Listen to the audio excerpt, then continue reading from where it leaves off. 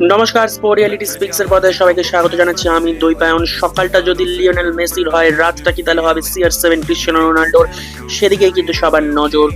আর কিছুক্ষণ পরই ভারতীয় সময় অনুযায়ী 10:30টার সময় কিন্তু ক্রিস্টিয়ানো রোনাল্ডো অর্থাৎ পর্তুগাল নামতে চলেছে কঙ্গোর বিরুদ্ধে। কঙ্গোর নাম শুনেছিলাম ছোটবেলায়, কঙ্গোয় টিনটিন প্রথম কঙ্গোর নাম শুনি। কঙ্গোর ডিফেন্স খুব আঁটোসাঁটো, ডিফেন্স ভাঙাটাই কঠিন কাজ হবে পর্তুগালের, শোনা যাচ্ছে। কিন্তু পর্তুগালের কিন্তু রোনাল্ডো ছাড়াও রয়েছেন Bruno Fernandes, Bernardo Silva, Rafael Leao, ভিটিনহাদের মতো প্লেয়াররা রয়েছেন, কিন্তু কনসেসাওর মতো প্লেয়ার, যিনি কিন্তু সুপার সাব নেমেই নেশনস লিগে মনে আছে গোল করেছিল, সবার নিশ্চয়ই মনে থাকবে।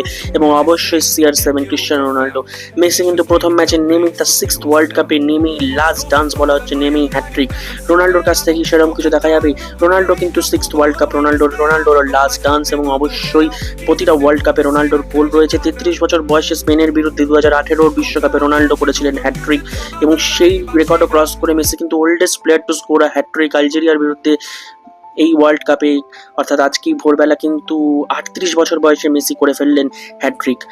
এখন সবার চোখ CR7 এর দিকে। অন্যদিকে কিন্তু ক্রোয়েশিয়া রাত 1টার সময় ভারতীয় টাইম অনুযায়ী ক্রোয়েশিয়া নামবে ইংল্যান্ডের বিরুদ্ধে। হ্যারি কেন বনাম লুকা মদ্রিচের কিন্তু এটা শেষ ওয়ার্ল্ড কাপ। অন্যদিকে সাকা রয়েছেন ইংল্যান্ড দলে, আর তার সাথে কিন্তু লড়াই হবে মিডফিল্ড জেনারেল লুকা মদ্রিচের।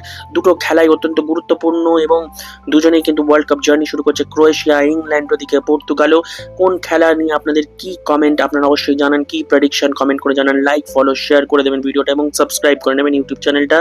এবং অবশ্যই জানান রোনাল্ডো ফ্যান্সরা আপনাদের কি প্রেডিকশন এবং এক্সাইটেড কতটা রোনাল্ডো ফ্যান্সরা। এবং অবশ্যই যেটা বললাম, ইংল্যান্ড এবং ক্রোয়েশিয়ার খেলা নিয়েও কিন্তু প্রেডিকশন করতে ভুলবেন না। স্পোর্ট রিয়েলিটি স্পিক্সের পর্দায় চোখ থাকুক সবার আরও আপডেটস পাওয়ার জন্য।